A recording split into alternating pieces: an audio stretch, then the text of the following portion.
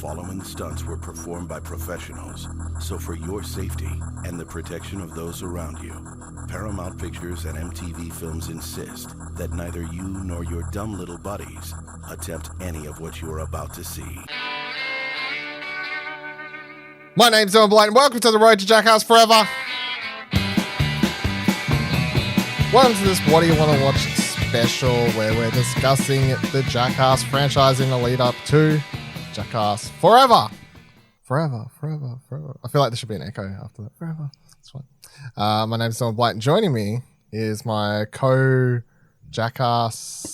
CKY brethren, I guess. Yeah. Ryan Betson from PopCulturists. How I so I was like, you see, like my dad's not Ash. No. Ash gets the last introduction on this podcast because I'm like, it's way easier. It makes way more sense to put you at second place and be like, and the other person who knowingly watches and enjoying these things. And also, you're a regular host of What Do You Want to Watch who's been dragged into this shit. Ash Conley's here. Well, thankfully, this is the penultimate one, I guess. You got one more left. Okay. Next thing you know, Viva la What Do You Want to Watch? And then we do the whole series of Viva la Bam. Don't fucking Don't tempt me. Well, the funniest thing about because now we're about to talk about Jackass 3D and or Jackass 3, whatever. It's just Jackass 3, I guess. We didn't watch it in 3D. But yeah, when we get to Jackass Forever, the interesting thing about that will be that none of us have watched it, so we don't get to come in and go, oh my God, I can't wait to hear Ash's reaction to thing. We'll be like, or maybe we will, because I'll be watching the movie now knowing what kind of things he hates the most. And when it happens in Jackass Forever, I'll go, oh my God, I can't wait to hear what Ash thought about this. The fucking first time someone like shits all over something or whatever. They drink a different animal semen this time, and yeah, it's all good. I gotta say, but before we quickly get into this, a little side note. I didn't realize I could actually find a way to watch it. Like, I know Steve-O put out one of his like comedy special things like last year. Gnarly? I think it was. Yeah, no, is it Gnarly? Yeah, I think it was. Yeah, Gnarly, with all the Jackass guys. Yeah, right. Yeah, it's Gnarly. Yeah, and I didn't realize I could actually watch that. There was a way for us to watch that, and all you have to do is go to his website, and it takes you to a Vimeo or whatever thing, and you just pay $6 to rent it through that, and you can watch it. I'm like, okay, cool, I'll actually do that, because ever since that came out, I was like, where the fuck is this thing? Where do I watch it? And I didn't know how to watch it, so I randomly worked that out after, like, I was just like clicking for everyone on Wikipedia or whatever, and being like, what haven't I actually watched? And because I hadn't watched Jackass 3.5, which I'll get to later in this, and I've watched that now. Like, what haven't I watched? And it's that and that Big Brother documentary and that latest Steve-O special. I was like, where the fuck? So I watched that. There's a part in that which Ash would a lot. Have you watched that, Ryan? I have it. I have access to it, but I haven't watched it yet. Because it's only like an hour. So it's a stand-up comedy thing that Steve-O tried to get into for a while, which was kind of, I think when he started doing it, he was kind of terrible at it. But he's gotten a lot better. Because I saw him live a couple years ago. Yeah, and he's pretty good. He's pretty good now because he does more of like a storyteller type thing, and it's edited together with video. Like, it'll cut to the stuff he's sort of talking about or whatever for the live version. But yeah, there's a part there where they do it. He's talking about how his dad used to hate him, and we discussed it when Jackass 1 how Steve-O didn't want to do the car thing because he thought his dad would disown him, and then he does this whole thing in this one where Pontius is at his house and Pontius like jerks off into a condom, and then Steve-O like swallows the condom in front of his dad, and his dad's just like, why the fuck would you do that? And then but what makes it worse is he then shits out this entire condom, and he like brings it out live on stage, and everyone's like, ew, yuck. And he's like, Dad, I want to call out Dad, who apologize to him right now. So he's like, my dad, everyone. And like, everyone's like, yes, Dad. He's like, yeah, Pontius, come out too. Everyone's like, yeah, Pontius, blah, blah, blah. And then Steve-O just picks up this fucking shitty condom and swallows it whole again in front of his dad, and his dad's just like, like this, but making the same face that Ash is, if you guys could see. Yeah, it's one of those ones you watch and you're like, you're like, that's disgusting. But his dad, like, he has that look, but then he gives him a hug. He's like, I'm very proud of you, son, or like something like that. Whatever. Well, I mean, you probably should be. Well, he has to say it in front of a massive crowd of people, doesn't he? Well, I feel like if I was Steve-O's dad and that was the worst thing he's doing nowadays is swallowing shitty fucking condoms with Chris Pontius' cum in it. So what better than being like fucking going to jail or like being addicted to drugs, I guess. So the improvement, comparatively, is pretty sweet. Yeah. Yeah. His dad's probably like, you know what? I don't give a fuck anymore because at least you're not going to die on the fucking with a needle in your arm or something like that. So, well, at least not that kind of needle. I mean, he'll die with a condom trapped in his lower intestine. Trapped in his esophagus. Like what happened to when we died on stage swallowing a condom? He chokes. Yeah, that'd be a bad. So that was my side note. Anyway, talking about disgusting things. I had to mention that since I watched it. So Jackass 3 or 3D or whatever. So firstly, I don't before you do the usual rundown for opening and all that sort of stuff, but I assumed Ryan watched it in cinema much like I did. Sure did. And I still to this day, I don't have a 3D TV, so I'm never going to be able to watch it that way again. But I still rate this as one of the best 3D experiences I actually had in the cinema. And that isn't even me being like saying, oh, because it's Jackass, I'm a fan. Like legit, the 3D in this movie was very good. And watching it without a 3D TV, you can tell what's meant to be 3D. And if you experienced it, it worked so well. Like so many of the jokes were built around 3D. And that's my thing I'll get away now before we start running down the stunt list and whatever else, is that because a lot of the stuff was designed for 3D, some of it just is not as funny, especially like them shooting that dildo across the screen and stuff like that, which was designed for 3D, or even the dick copter thing where the helicopters like flying out of the TV and stuff like that. Or even the opening, which we'll talk about in a minute. Like none of that's really as good without the 3D. But when you watched it in the cinema, Ryan, how was your feeling about the 3D and stuff? I absolutely loved it. Because it was just, they took what was a novelty and used it as a novelty.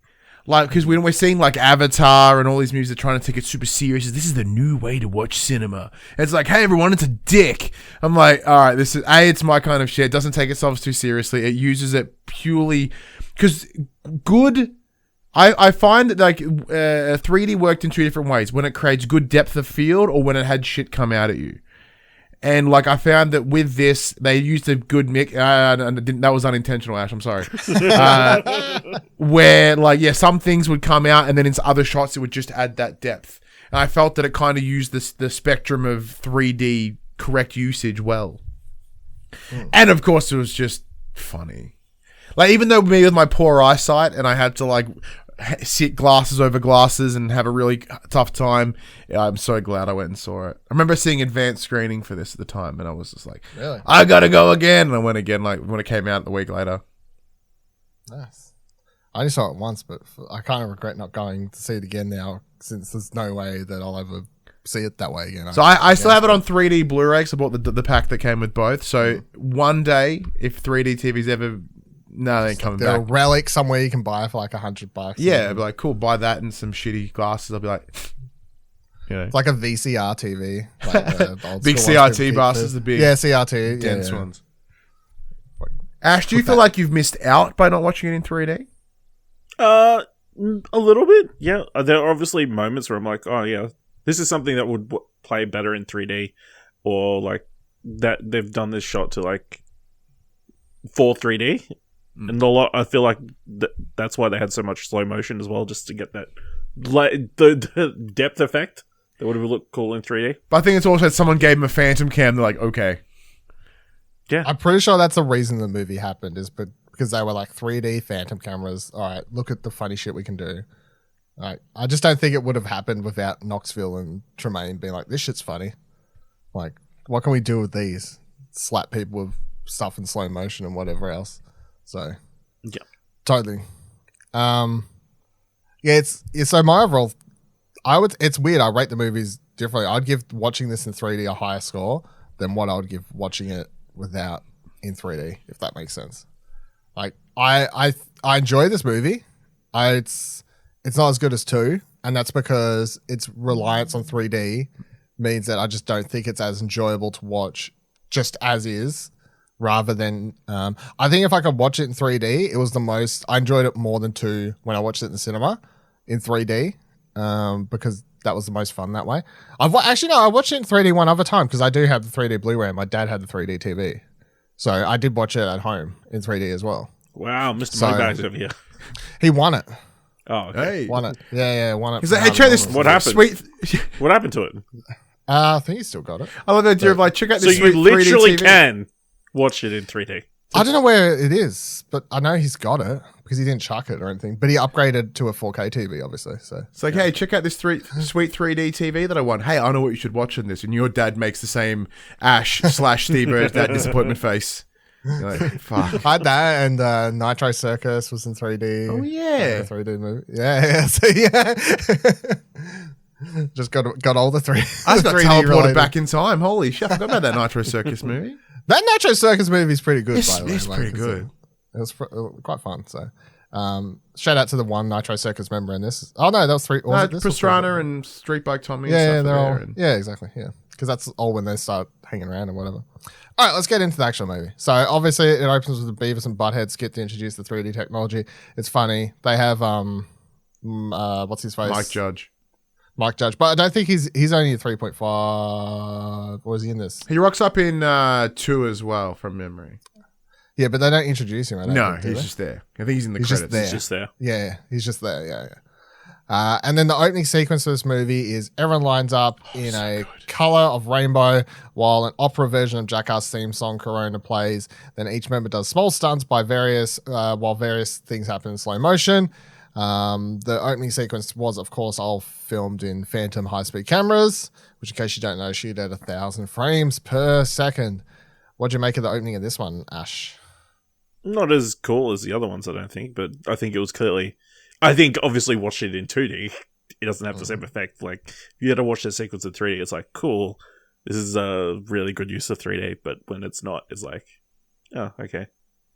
Mm-hmm. No explosions, much. Or not as it's just not as memorable as the other ones. Obviously, yeah. Right. I disagree. I love this intro so much. I think it's because of the whole energy of the film. Like, yeah, the boys are back, and that's the whole bit. And like, to me, that's what it felt like. The second those doors open, because it opens the same way with like a big cloudy thing, and then they come through the cloud, and they you can just see in their face they are all fucking beaming. They are just so happy to be there. And for me, that emotion just rubbed off onto me. I don't know. Why? Yeah. But like watching them all come out, and you can just clearly see this is probably one of the first things they shot, and it's silly and it's lovely and everyone's super happy, and it's just great to see them all again. Because I guess it's probably I'm probably having I'll have a discussion about this at the end of the thing, but I think there's a lot of not rose tinted, but there's a lot of nostalgia in this for me because of go to the back ending of this movie, but. I loved it. It's a great little highlight thing of each of them. It's a great use of 3D. It's just kind of silly. It's like the idea that like, yeah, the shaky cam real stuff is funny, but give them the opportunity to have money and like have sets. They can still create little cool snippets that are fun. And that's what I got from this anyway. Because as I said last week, this has the highest budget of any of the movies, obviously with the 3D and the Phantom cameras and stuff like that. $20 million budget. Jackass Forever doesn't even have as big a budget.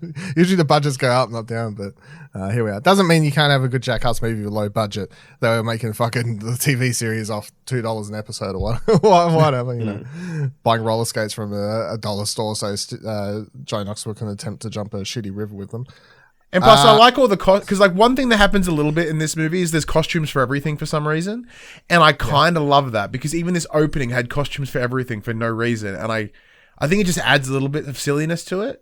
Like it adds that cartoony-esque feel to it, which, as we know, they've been really extrapolating on. It's just like, hey, we're all dressed in costume. It's all silly. We're jacking it up to 10 because even the novelty of 3D is that cartoony silly. So to me, it was the perfect arc of what they were building on the 3. I think that's definitely a Knoxville / Tremaine thing. The costumes, I think. I enjoy it in a rose tinted glasses way. But again, I'd just say that it's not, especially if to someone like Ash, I can understand how it's not as exciting to watch this without the 3D. Whereas I remember sitting in a cinema watching this, and obviously it'd been so long since we'd had a Jackass movie or TV, anything. We'd had and most other TV shows had stopped for years at this point. You know, Wild Boys, Viva La Bam, all that sort of stuff. Where Bam's Unholy Union there at some stage, and snippets of other stuff. But yeah, watching this and then the doors open, they all walk out. You're just like, yeah, fuck yeah, it's time. and I guess that's one of the things I'm looking forward to so much of Jackass Forever is just kind of the intro to see what they'll do with that, and just that same feeling of like everyone's back or whatever, and just being looking them all and being like, man, you're old as fuck, but I presume no one dies because I would have read about that in TMZ, so we're good. Like, no, they just got hospitalized. It's all good. Yeah. So we'll see. All right, so here we go. The movie starts with one of the greatest all-time Jackass pranks. In my opinion, I don't know if you could even argue at this stage. No, it is by far one of the fucking standouts of they've ever it's done. One of the funniest. Yeah. The high five. Johnny Knoxville and Wee Man prank Ryan Dunn, Ehren McGhehey, and Bam Margera as they are walking through a doorway with a huge spring-loaded hand knocking them down. So the moment with Bam in this is one of the like classic gifs that you can sort of find of Jackass or whatever, or just like couple of moments. It's just Wee Man there to be like, Bam, what's up? Bam. And like, because the fact that he goes from vertical to horizontal instantly, there's no slip of the legs. It's just and what I love, is covered in, he gets antiqued, which is great. But if you watch it in slow-mo, his sandwich or whatever his lunch was falls into the bin. Falls in the bin. It's so much like, just to add insult to injury, your dinner, your lunch is also in a bin. It's so good that he was carrying stuff that needed both hands, because he doesn't even get to subconsciously like attempt to protect himself. He just gets fucking destroyed. It's so good, yeah. Plus, I love a good antiquing. The antiquing is one of the funniest things that CKY have ever done. Yeah. Actually, you would never have seen antiquing, have you? No. So antiquing is the bit in the CKY where essentially where someone is sleeping and then you just fuck them up with flour. You grab a handful of flour and you peg it at their face because they look like an old-timey black and white photo. Yeah, that makes sense. They called it antiquing, yeah. It was a bit in CKY, yeah. Okay. But that was when Bam was doing it to people. not receiving Knoxville, it. Yeah, not receiving yeah, it. Yeah, a bit of that in this one. Yeah, like big, fun, like dumb opening. Like very cartoonish, giant hand, smacking people in the face. I assume that the hand's like going over Wee Man's head, in my mind. Oh, he's like standing just out of distance. But, it's just out of distance? Yeah. Okay. Good Lord of the Rings perspective trick. Yeah. Can't tell. Good bit though. Yeah, Classic. Good bit. I like how they open with such a simple... Well, it's not simple because no one can just grab a big hand like that. The other thing, I enjoyed the escalation, which I don't think they do very often from what I've seen in these movies. In what way? It's like stunts or the... Oh, do you feel like kind of scatter shot? We're going to prank multiple people. Yes. Okay. I thought you meant like the layout of the show. No, yeah. Just that they obviously did the same prank several times on multiple people. I don't think they usually do because it's usually, if it's in public, they obviously just get that one good reaction or whatever. But when it's them, like they have done it like the shaver and whatever else, you see multiple people and whatever else like that in previous ones. But it's usually if it's in public, they just get that one really good person, or they only do it once because obviously... Everybody clues in. It's so elaborate that... Yeah, like you're not doing that falling through the roof thing from Jackass. No. Trying to rob the place multiple times. They kind of just do that. No, yeah. But shout out to the trays of soup, by the way. Who the fuck has 6 perfectly placed, like served bowls of soup? I need you to carry those trays of soup. I love how they lose it laughing about it. They're like, why did he fucking fall for that? We need the soup brought in. Like, there's clearly more than 6 people here, but there's only one tray of 6 bits of soup. Like... Why you'd fall for that when you're filming a Jackass movie, I have no idea. So then we go to the jet ski, which is remember back when they put the trailer out for this, this was the opening trailer bit where he was like, oh shit, fucking yeah, let's go. Joey Knoxville rides a jet ski onto a ramp and flies up in the air, landing on a grass field, and thankfully doesn't land under the jet ski or anything. Blows his chest out instead. Like absolutely, that GoPro or whatever. Like as he lands, you just kind of feel that right in the fucking chest as he lands. Just like like it's a bigger landing than those fucking golf carts. Like the same sort of like like straight in. But classic Johnny Knoxville bit. Johnny Knoxville just has a thing for trying to fly, and we're even about to get more of that in Forever. So just a man just wants to fly, just can't help it. This feels like it was designed for a good 3D shot, and it worked. And it is. Yeah. This was one of the 3D moments. Yeah, it's him flying straight into the audience, basically. So, and this is also the thing. They filmed a lot of this movie because they couldn't film public anymore. Yeah. So a lot of this is filmed in sort of like enclosed places or whatever, and even this bit's just filmed on someone's house or whatever, where there's not even any other houses or streets around. It's like someone got It's like someone got a new house built and there was like no other houses built yet. It's like, let's fuck with it. All right. That's one of the bad things about the Jackass stuff. As it got more popular, they could do less in public just because of the... See, I actually disagree with that too. I think this movie is better because it doesn't involve the public as much. Really? But it was something like... But when I think about classic Jackass, it's a lot of public pranks. Very true. But I think this forced them to be creative in other ways. And like, yeah, there's still some costume stuff later on, so with like the disguises. But I kind of like it when they have to sort of put themselves out there a little bit. Like, well, if we're stuck in this room, what can we do in this room? That's, to me, that I find that I kind of like that a little bit more about this film. And we got T-Ball. Steve-O gets hit in the genitals by a baseball. So simple. By the way, shout out to Wikipedia and some of their very blunt descriptions of... But like my favorite thing about this is Steve-O's delivery of "Why do I have to be Steve-O? Why do I have to be Steve-O?" Yeah. So that, by the way, in case people don't know this or actually, so yeah, I think we set this up and set it up previously. Yeah. So Steve-O is sober in this movie. He's like 2-3 years sober in this movie. Years, yeah. And even when they filmed it, I think the story goes that they just didn't allow alcohol on set to make sure that Steve-O could like feel the most comfortable and like not to encourage that sort of behavior or whatever. So everyone's doing this as sober as they ever have been. And the most sober is Steve-O, who was always fucking on drugs and whatever else. And I love watching him in this because from this line to later, the poo cocktail thing, like it is the most, you just look at his face, you're like, this is a man who's feeling fear for the first time.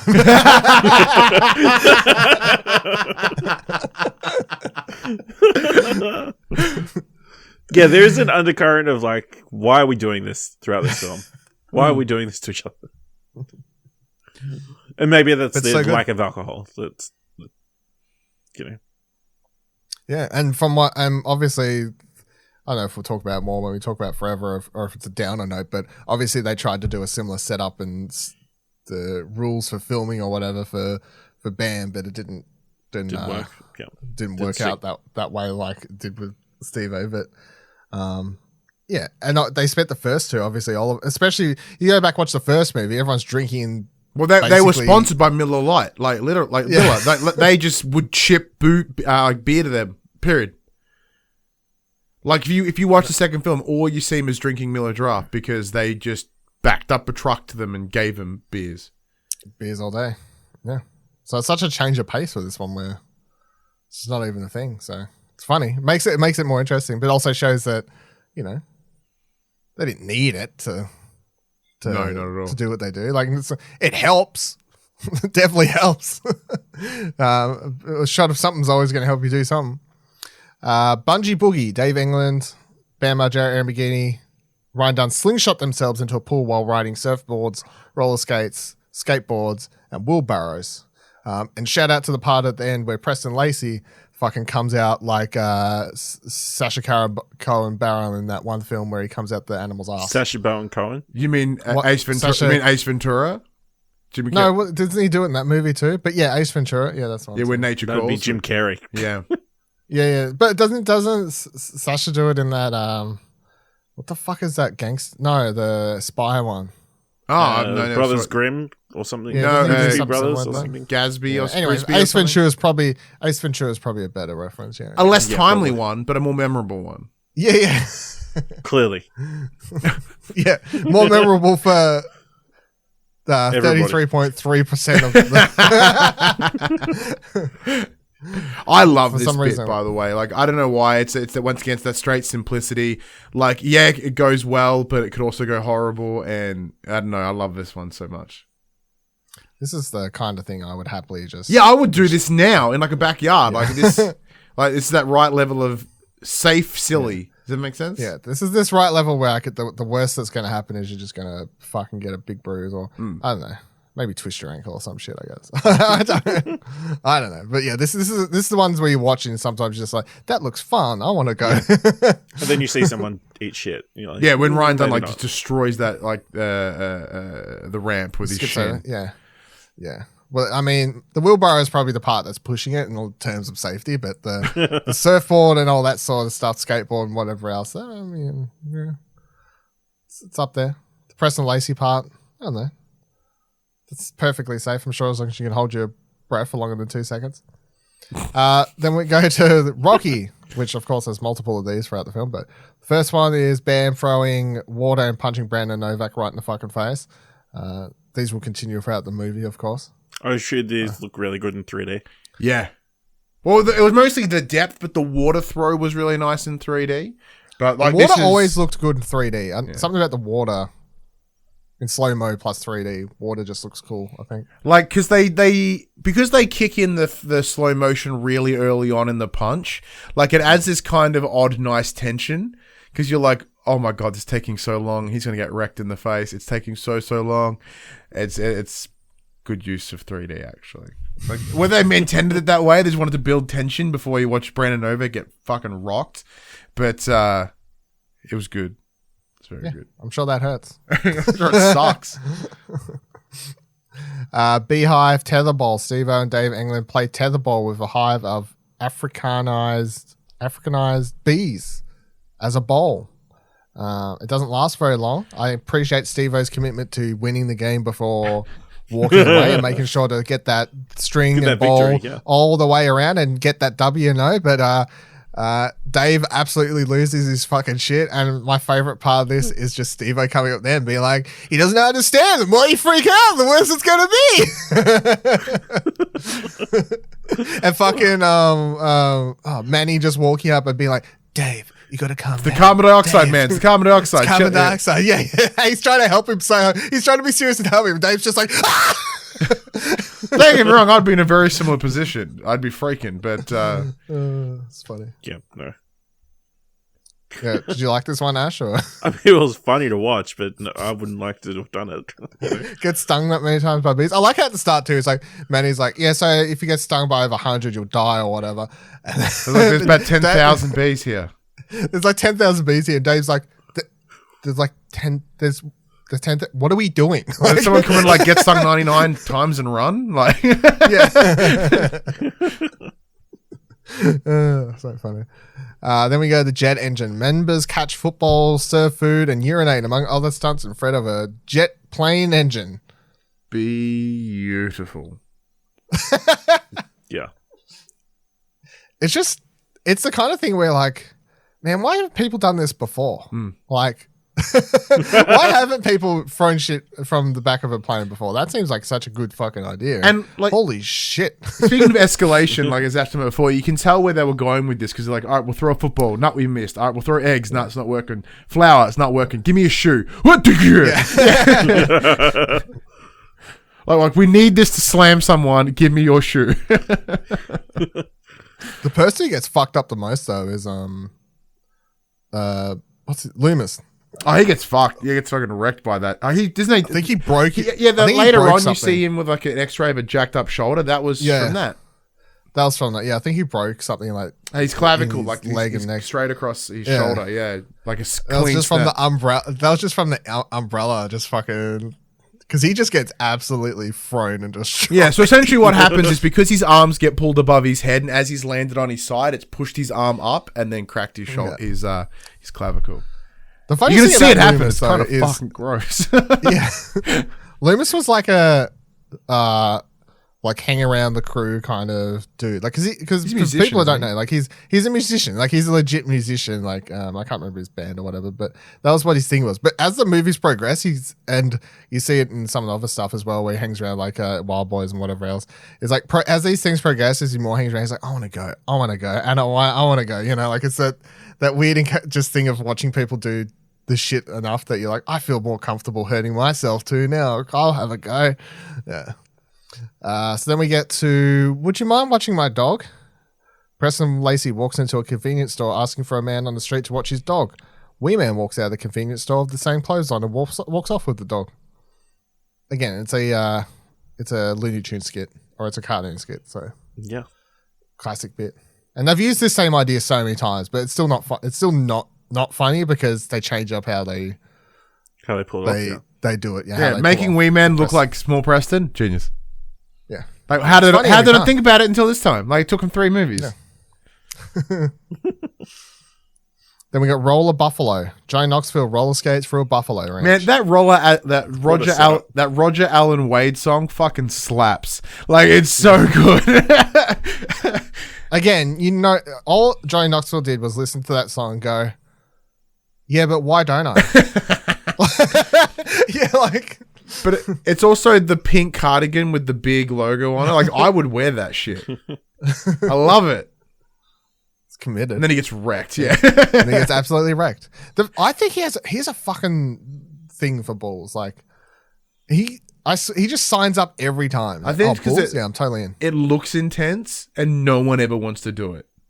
No, but it's like I think it looks so scary because obviously they got the pointy horns. And it's like, oh, what, you could get fucking destroyed. But most of the time they just hit you, I guess, front on. So you're getting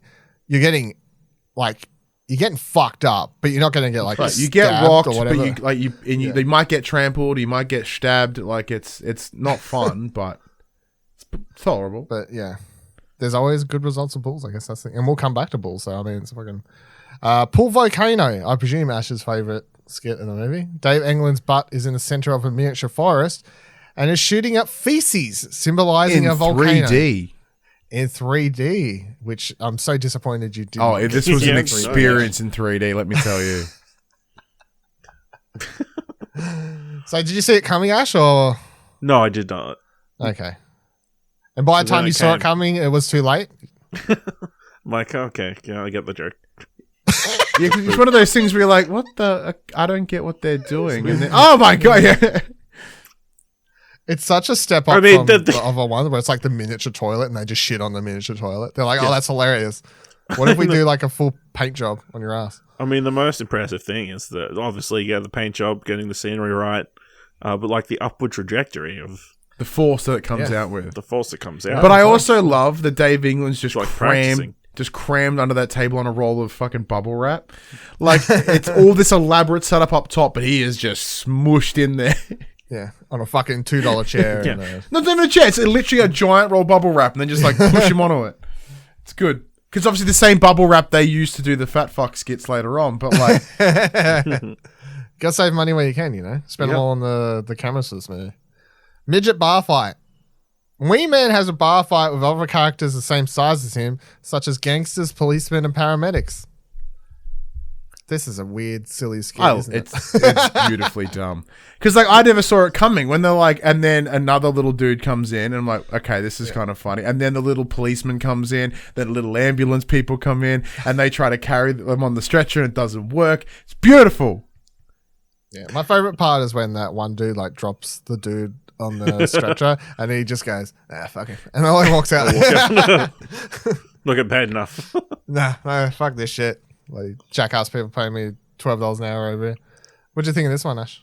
Yeah, well choreographed, and like obviously the thing is to get all the reactions from all the people in the bar, like watching on at the pure ridiculousness of it. And people being like, what the hell just happened? It's normal. Because you could like that. Because if they never got clearance, that's a story that people would tell for the rest of their life, being like, this happened. Like, it was like, there's one dude in that bar whose face is still blurred and was like, nah. But I mean that as in like, if they didn't clear it and everyone was blurred, and like they didn't tell anyone that was a bit. Like at the years, like now, I guarantee there's someone somewhere going, I was at a bar this one time, and this happened. Everyone's like, I don't believe you. Yeah, exactly. I mean, you could except one person who's watched this movie and like, But I mean, like, there. If they filmed it in the picture and it didn't make the final cut, it would be like, I don't believe you. That sounds too crazy. Each of those people 100% went home that night to their like significant others or whoever. I was like, you will not believe what the fuck happened, and then said exactly what happened, and then their partner or whoever said, no, I do not believe. How much were you fucking drinking at the bar? Yeah, you know, like. Porta potty cleanser bomb. Ryan Dunn walks into a porta potty and gets covered by a blue odor cleansing biocide. I don't know how they set this. I don't know if it's like on a timer or is it button? No, I think it's when they pull the toilet seat up. Yeah, it's either it's some sort of trigger. Like, because notice how like they comment later on, it just happens that people realizing. I think there's some sort of like sensor in there, I presume. Yeah. Because Joey Knoxville's like, oh, I heard the explosion. I knew what must have happened. So Dunn takes it like a champ, but yeah. I'm going to put it out there now. I'm going to say it probably throughout the rest of it. I think Ryan Dunn is in fact the star of this one, personally. He gets, as the movies progress, he gets more and more time. Not because of like a posthumous thing. I think he's a literal standout in this film. Yeah. He was, but the thing is, like, after this movie, like, this is his best movie of the Jackass ones he was in. Like, he has some of the best bits. His, like, personality comes across very funny and strong and everything. And, I mean, he was, as it is sad, obviously, and that's part of the reason his death was so sad, is that following this, his career was, like, sort of set to take off in a different sort of fun direction. He did that show of Jessica Chobot on Spike or whatever it was. The house one? They had, they had like 1 or 2 episodes, and then before his death, and they kind of shelved them for some time before they ended up streaming the rest and whatever else. So like he definitely was sort of reaching his own, I guess. Because that house one was different. I can't remember what that was called, but he did that as well. One season or whatever of that, where it was the opposite of. It was the opposite of the shows where they come in and fix your house up. People are like, "Hey, my house is this. It's fucked. Please come destroy it." And Dunn came to your house and fucked your house up, and that was the premise of the show. Right. So yeah, and I'm sure all these things are quite hard to find now, which is disappointing. But Electric Avenue, the members dress as prisoners and sprint through a gauntlet of stun guns to get freedom. I love how everyone's so scared to do this one. Out of like no one really seems like they want to do this at all. Everyone just stares at that hallway of the stun guns, and every single one. Like, I just imagine they were standing there for so long, and the amount of times it sort of like seems and whatever else. But I mean, it's funny. Anytime stun guns are used in Jackass or something like this, it's always just going to make me think that we wouldn't have had Jackass without stun guns, because that was the key thing that Knoxville did for Big Brother. That was kind of the start of Jackass. So here we are. And that's why he doesn't have to do these ones anymore, because he got his dues, I guess, or however you want to say it. Does seem that way. Yeah. I mean, I wouldn't want to be hit by a stun gun, so I totally get it. No. I totally get it. Just the number of stun guns, I think, was very impressive. And cattle prods. Yeah. They got a good system going. And then the music kind of set it over the top, you know. Also, the fact that they're just doing it in a hallway and they can't be fucked, like going to set this up outside somewhere or somewhere else. It's like some office building. Yeah, just do it. It's their offices. It's the thing. They have like a Jackass offices. Yeah, Dickhouse offices. Yeah. And this is 100% just happening in the back there somewhere. The same as the hand thing, the same as a lot of these other skits and whatever. It's just in their own offices. It's like, that's filming this shit, yeah. Because between Jackass 2 and 3, they were doing a jackassworld.com or whatever it was, where they would periodically film stuff or fuck around and whatever else. And of course, I was doing all the TV series and spin-offs and whatever else and producing stuff and whatever, yeah. The field goal. Josh Brown kicks a football towards Preston Lacy's face, and he gets fucked up.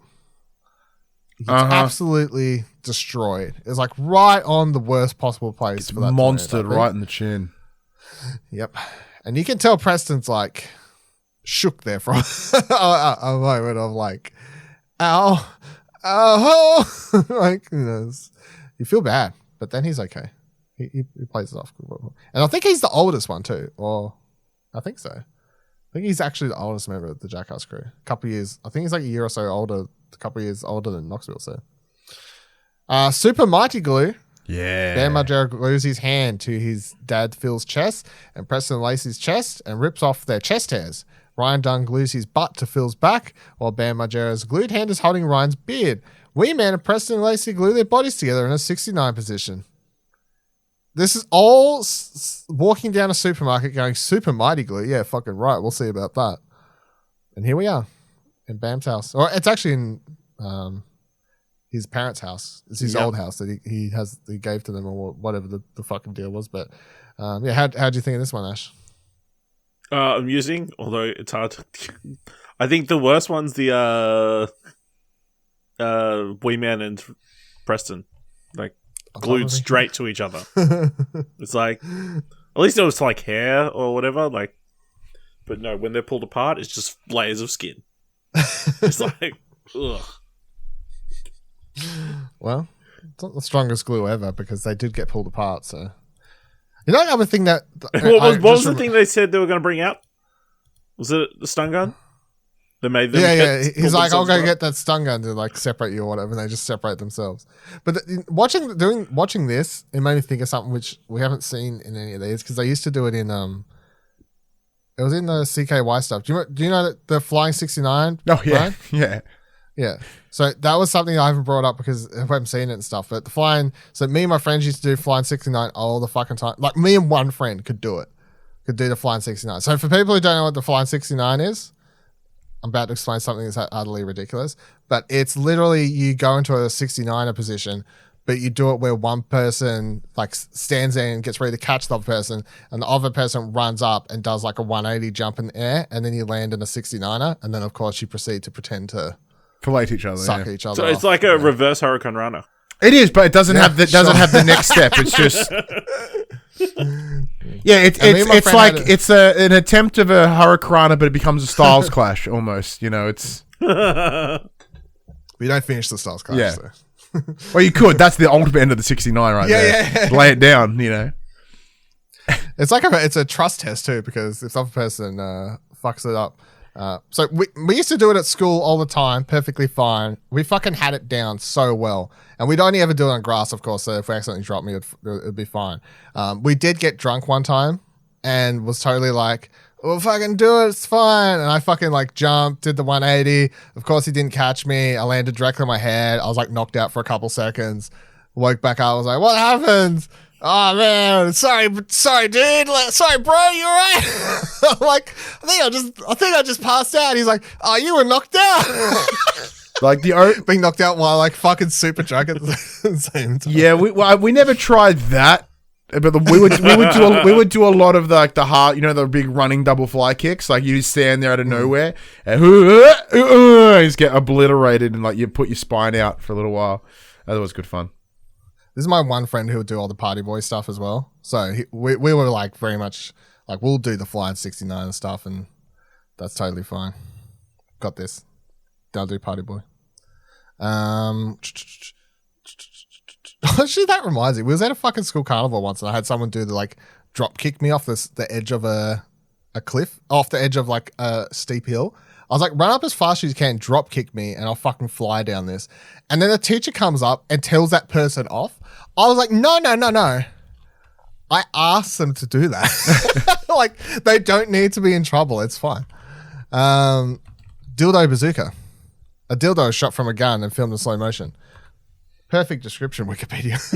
Like, there's really no other way to go about it. Yeah. Again, this is very funny in 3D because it looked very funny in 3D. I think watching it this time, it does. This is definitely the one thing I was like, this. I don't think this is anywhere near as funny without the 3D. Just doesn't have the same. Well, it's funny at the when it lands, but like up until like the first part of it's 3D. But watching Cossack, like, because it does end with Rick Cossack, one of the producers of the film, I think he's a cameraman actually. He has an apple on his head, very similar like Robin Hood-esque fashion. But the dildo itself doesn't even get anywhere near the fucking apple. It just blows him in the cheek. And to me, that's the funny part. Yeah. Boom Boom Pow, Joe Knoxville's grandpa character Irving Disman has a public prank dance montage featuring other cast members. Yeah, and they just play it to the fucking Black Eyed Peas because they got money, so they did it. They got money now, yeah. And it's all just a setup. It's a backdoor pilot for the Bad Grandpa movie. So. Scooter shop. Irving Zisman is in a scooter shop with his grandson, played by Jack Pollock, and rides one through a display window, breaking it.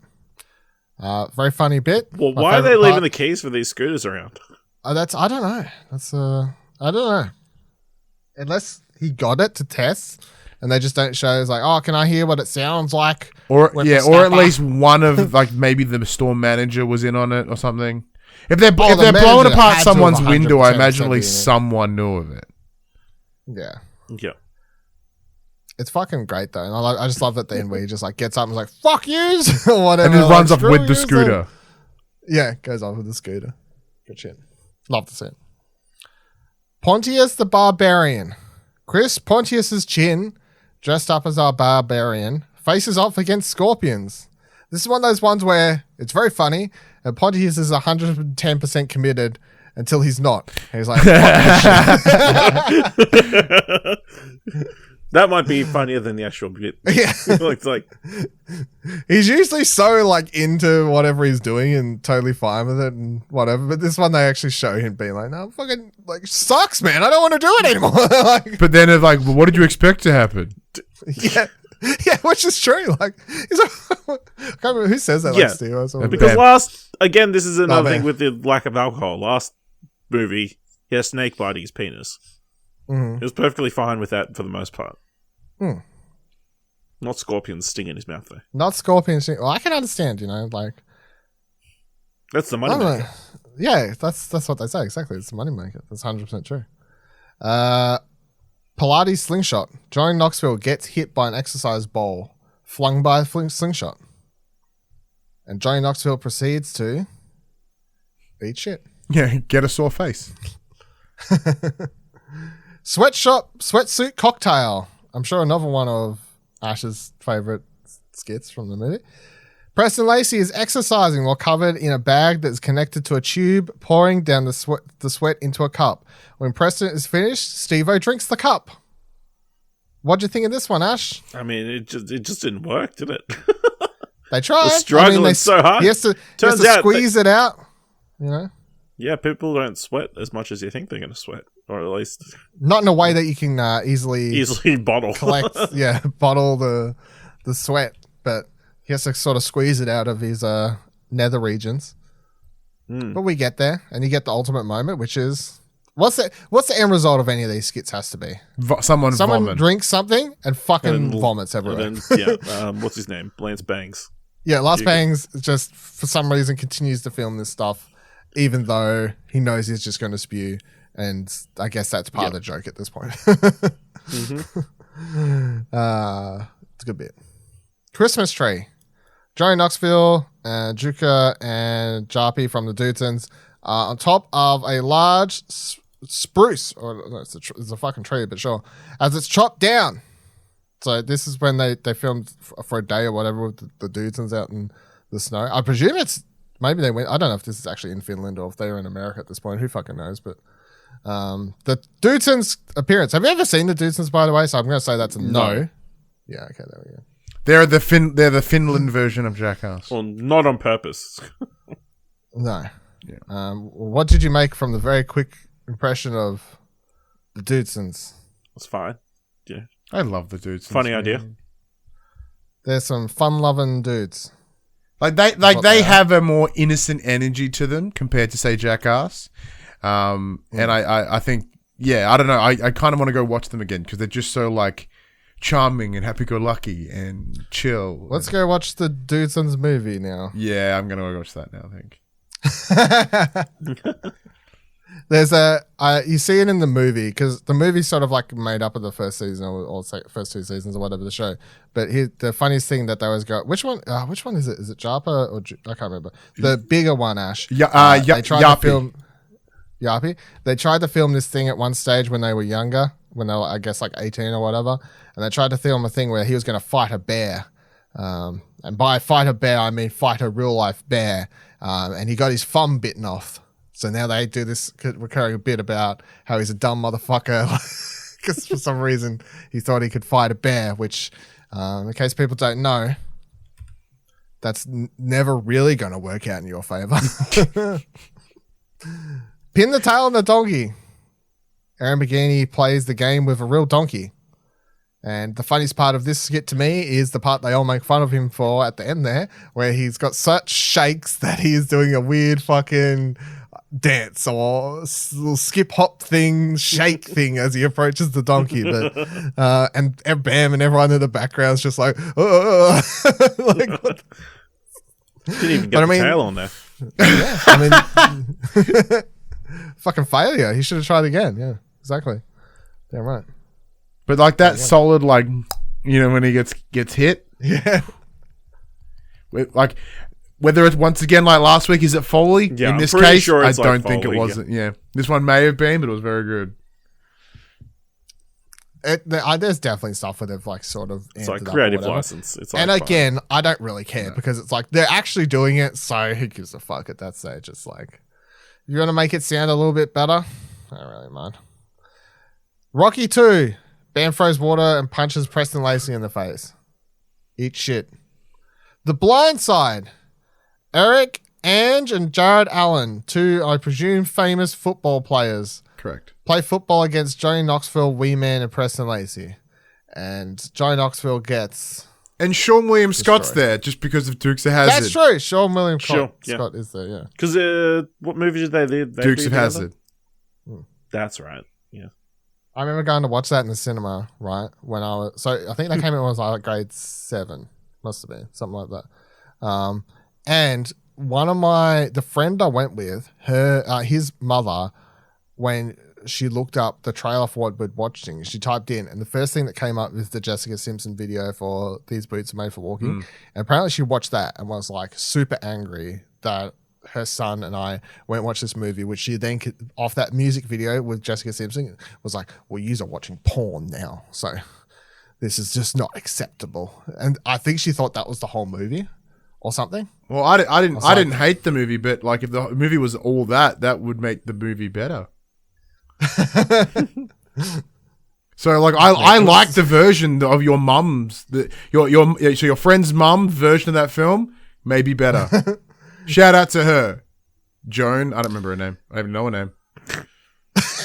I mean, it's pretty tame when you think back on it. I don't remember her name. I don't even know her name.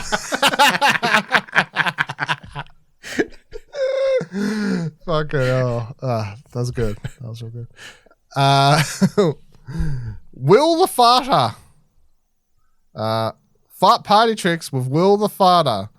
Is Will the Farter still around? We'll never know. Was Will the Farter ever a real person? I don't know. But his farts still linger. Got him. Good job, everyone. What do you think of this one? Proud of I that know one. you love anything that's smelly. What? Very creative, you know? Props on them for finding this guy to pull off all these odd party tricks. It's of course, it culminates in the fart bubble. Yeah. Well, it works. They do it. They pull it off randomly. This isn't even one of those stunts where they're like, "Oh man, someone got fucked up." They're just like, "That's a Guinness World Record type thing you've just pulled off right there. You should be proud of what you just did out of your asshole." It's good to know that you can taste gases. Apparently, I will argue that farts are always funny, and this certifies it. There's no other reason. Like, this entire bit is farts are funny and farts are practical in this circumstance. And that's it. Farts can save a life. Yeah. Or like potentially dart Steve-O's butt. Yeah. But for me, like, obviously like the great use of... Somewhere there's these army of fart ninjas that, like, the last thing you hear before you get shot in the neck with the poison arrow is... But the trumpet was a nice touch. The use of 3D on the party blower, mint. Very good. Very good. And I'm pretty sure this is the same room they filmed in Jackass 2 in, so it must be in their office or something. I don't know. It seems like the same room. Bad dog. A dog bites Johnny Knoxville's butt. I think this is just him being like, what haven't I done from the... Because, as I said, he did the stun guns and all that. So it's like, I didn't get bit by like a dog. So yeah, I think this was another one of those riot police things. Yeah, it's like, and maybe it wasn't. Maybe it was more elaborate and it didn't work out, but they just kept it in this part. He still gets chomped pretty hard. Yeah, it was on there. The bit that makes me chuckle the most, it was hanging there, is the random little sidetrack he gets on about not doing enough squats in the previous films. I don't know why that gave me like the biggest giggles again, even now. I don't know. I just thought it was funny. Of all things to be talking about as your butt wound is being sorted out. Yeah, sorted too. Yeah. Helicopter. An RC helicopter is tied to Chris Pontius's penis. What do we think of this one, Ash? Would you have enjoyed it more in 3D? Remember how we told you like full frontal male nudity was coming? Here it is. Yeah. Bang. Now I remember. Yeah. Yeah. You know. Just dumb. I'm lost for words. This one. I'm just lost for words. Yeah. You know, that poor helicopter like taken out at the end. I don't know if it's good or bad that Pontius seems to be enjoying this so much, but there we are. Do you have any thoughts on the whatever helicopter? Floats your boat or lifts your helicopter. Yeah, it's 3D. It's funny.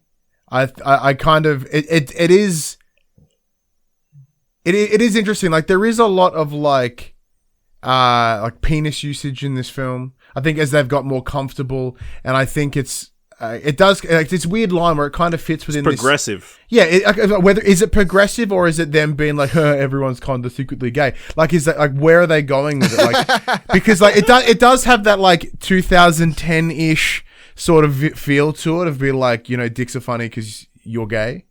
Like, and that, I mean, like as in calling your friends gay sort of thing. I kind of got that vibe.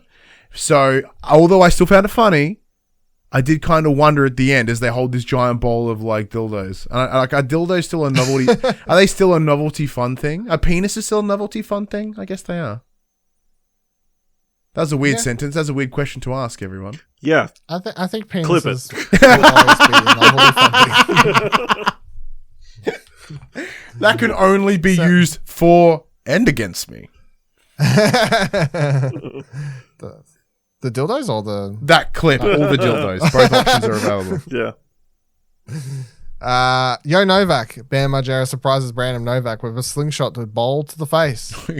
Novak gets just destroyed several times. That is so hard. Yeah. It was almost as bad as like the doorbell in the last one. Mm. It's funny because I recently on one of his Instagram videos, because he does all these like Q&A on self-help things now, Novak, because he was another one. I think we said Ash, it was like super kind of ruined his life because of drugs. Bad. Literally ruined his life because of drugs. But that's a whole thing. Dream seller.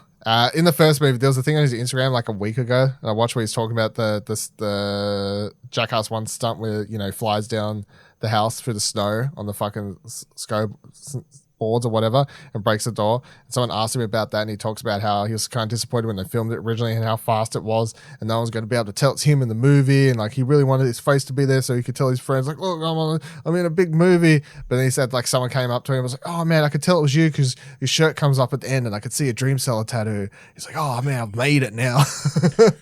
Yeah, you've made it. It's a Jackass 3 now where your only bits are getting fucked up in the face. But like what I love about this is because he gets the full brunt of that thing. So if you look at the extension that they pull it on, and if you think of like the physics of it, right, the actual stopping point where it would come back on the bungee was about a meter further away from his face. So like he got hit in the face with the full speed of something that still had another meter's worth of momentum past him. Like it cleaned him out. Like that would have rattled your brain. Like unquestionably. Yes. Beautiful. Unquestionably. Where the fuck were you? Snake River Redemption. Ryan Dunn jumps a motorcycle over a river for the first time, and he lands it. Well, I mean, yeah, I guess. I mean, technically, he does land. He does get over the river. He does land and commit the landing. He doesn't roll off, you know. But he attempts. He doesn't bail. That's the important thing, I guess. But yeah. So this is Snake River Redemption because, as they say in the movie, Knoxville tried to do this with roller skates, and He ate fucking shit in that and actually had to go to hospital over that. So now Dunn does it with motorcycle and eats shit, and don't know if he had to go to hospital, but he eats shit, that's for sure. Apple of my ass. A pig eats an apple out of Preston Lacy's ass. Why are you shaking your head, Ash? Not a fan of this one? How did they come up with this? No? Some cartoon, I'm sure. I didn't like the bit where someone took a bite, but other than that, it's quite amusing. Just poor pig just wants an apple. Can't get it out there, wedged in. Yeah, well, I don't know if this is considered animal pornography. Is this bestiality? Is this bestiality? It's very close on that line. Yes. I think it's pushing a line, but as long as he doesn't say, it's kind of like the cat thing with Pontius, where they're like, well, they have it in 3.5 where they're talking about this cat thing, where they're like, well, man, this cat's trying to grab Pontius's penis, and it's like dressed up as a mouse, and they're like, well, as long as his dick doesn't get hard, I guess it's fine. Like, I guess that's the line. There you go. Yeah, that's the line. Okay. Like, it's quite easy to tell if you're a guy doing these things, I guess, if you've crossed the line into bestiality or not. I don't know. Porta potty cleanser bomb 2. Dave Englund walks into a porta potty and gets covered by a blue odor cleansing. Take it again. Take it like champ. Duck hunting. Andy Bell and Street Bike Tommy, shout outs to Nitro Circus, fall onto an inflatable water mat while ducks, Steve-O, Parks, Bonifay, and Ryan Dunn lie on it, getting high up on the air and landing in the water. Meanwhile, the other members have paintball guns shooting at them. I think it's great visual. Worth pointing out that, but I think it's worth pointing out the fact they even land shots in these people moving in there. Pretty good shot, surely. Like, I don't know how easy that is to land shots like that. I've never shot paintballs, to be honest. I don't know. If you watch it closer, you can see all the paintballs like hitting the water in the background. Yeah, obviously not all the shots land, but yeah. But yeah, they got enough. Even for the imagery of it is enough. Even if they didn't hit him once. Still beautiful. Yeah, but I mean, you want him to hit him. Yeah, you'd want to hit him at least once. Yeah. I like this. This is a good bit. Shopping cart, snow ramp. Ehren McGhehey rides an enhanced shopping cart with skis down a snow hill while in a fat suit. And then he lands and he fucking dies. Like, because there's no way to really save yourself from that. But I love the... I assumed like the water was in front of him, though, like meant to be where he landed. Yeah, I think it was meant to clear the little puddle. But I love his commitment to the bit where he holds the chip packet until he dies. And then he just kind of drops it, and then... Because he can't move his arms because he's in a giant fat suit near on waterboards himself. He couldn't save himself. He just lands, but he lands and eats shit in his face straight away. So that fat suit ain't protecting you. At some stage, that fat suit just can't protect you. Really Bad Grandpa. Street prank where Ivan Zisman and his granddaughter are kissing on the street until his wife confronts him. How'd you feel like this one, Ash? Because I know you love awkward prank comedy. Yeah, it was a bit awkward to watch. Just too much PDA. It's like, and then the context. It's like, but then you. So go, your issue is not the granddaughter. It's like, don't do it in public. Yeah. Just do it behind closed doors. Whatever, as long as they're consenting adults. I don't know if that's advice I want to put out into our website, to be honest. Just because you watch Game of Thrones does not make this shit legal, everyone. Yeah, okay. You can definitely see why they went and did Bad Grandpa after this. Yeah. And Bad Grandpa is full of worse awkward moments than this. It'll be a new favorite movie, I reckon. Yeah, and that was really Bad Grandpa. Rocky 3, Bam throws water and punches Rick Kozik in the face. Eat shit and die. The Ram Jam.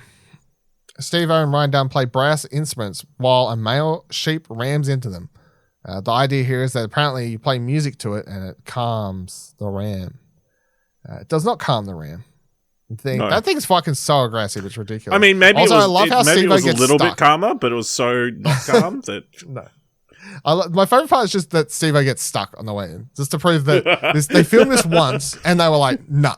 They didn't. They weren't like, oh, can we like rewind and do another take because Steve-O got stuck on the way in. That's just like, no, he's stuck there for like half of this while Ryan's just getting absolutely fucking destroyed in a corner. Yeah. And then by the time Dunn gets out, Steve-O gets hit like once or twice, and he's like, "Fuck this shit, man!" And he leaves. I'm like, "You really did not give this one your role." Dunn took like so much of this shit. Yeah, fucking got off.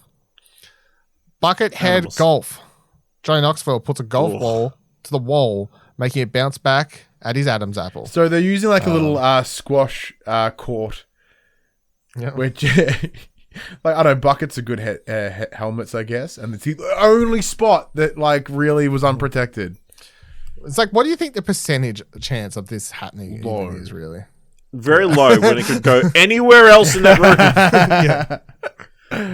And it ends up right there. That would fucking hurt, too. And it's, like, super dangerous as well. Like, hitting there. Fucking something harder, crush your fucking windpipe or some shit. Then we go to the Lamborghini tooth pull. Ehren McGhehey's tooth is tied to Bam Margera's Lamborghini as it speeds away. So this is actually a stunt they redid. In case the trivia, I don't know if it's weird to cover this or talk about it, but they actually did this with Bam's uncle. Oh, that's right. They did. On Vito. Yeah. Yeah, they did it on Vito. However, Vito was then charged with sexual assault charges. Sexual misconduct with a minor, sexual misconduct with a minor and arrested. So then they obviously pulled that stunt from the movie, and they've now redone it with Ehren for this. I mean, that makes it worse, though, right? That he knew it kind of worked, and yeah, he knew it worked. He knew what was coming. Yeah, and I just think it works so well, though. And I just love the fact that the car is going so fast. They have the slow-mo camera and everything. And the tooth just goes so just easily gone. It's bonkers. You know, like, I don't know if a dentist could do a better job, to be honest. Like, I think it's like, why are we paying these dentists so much when, you know? When we can just use a Lamborghini, which we all have lying around. That's true. That is the one drawback, but you know, you can go test drive it. This is the ultimate, though, you know, like, you see all those things in movies where it's like, oh, you tie the rope around your tooth, you know, like you didn't have money, you go to dentist, you tie your money around your tooth and you bang the fucking door or whatever. It's like, this is 100% like, well, what if we did that with a really fast car? Because reasons. And it works. He's got like full on like shock face at the end, though.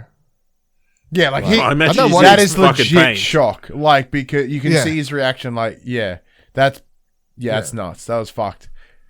I think they thought this may have been the final bit of the this has like final bit of the film MV, but then there's energy, but there's still a couple of beats left to hit.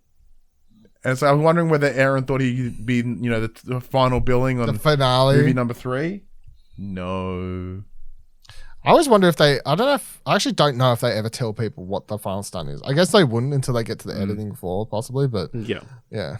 Because I presume they just film stuff and, well, I know they film stuff and they hope that obviously it's good enough. They want to be in the movie more, which is why they're doing what they're doing and trying to go harder than one another, because then they'll actually get screen time in the movie. Pissed On. Bam Margera stealthily urinates on Preston, Lacy, Steve-O, executive producer Trip Taylor, Wee Man Ehren McGhehey, cameraman Lance Bangs, and director Jeff Tremaine. This was just this was a knob and a camera and some wee-wees. See, I think this is like an editing thing. I think they should have put this one. This is segment 40. They should have put it before 44. Before the snake pit? Yeah. You reckon? Yeah, because it would feel like, no, fair. You wouldn't feel as bad for Bam. At that stage, yeah. Yeah, like... Hotel Gorilla. Bam Margera's parents, April and Phil, check into the hotel room and find a gorilla, Chris Pontius in suit, and trainer, Will Oldman, trying to calm him down. This works so well. I'm honestly surprised that it works as well as it does, but it does. And I really wonder if it's the commitment of Pontius, or the trainer, or just the fact that April is apparently scared of any and all animals, and Phil the fact that Phil just needs to shit. Phil literally shits himself, yeah. Which when I love how Bam looks, he's like, "What are you doing?" Oh fuck! I had to shit. I shit myself. He's fully risking himself. If that was a real gorilla, he could have been mauled in that toilet. But like what I think works about it is this is post Wild Boys, right? So they've had access to numerous animals. So I think there is that potential, like holy shit. And then the second that the other secret cameraman fucking bolts, it really adds that escalation of this is going completely bad. We need to get out.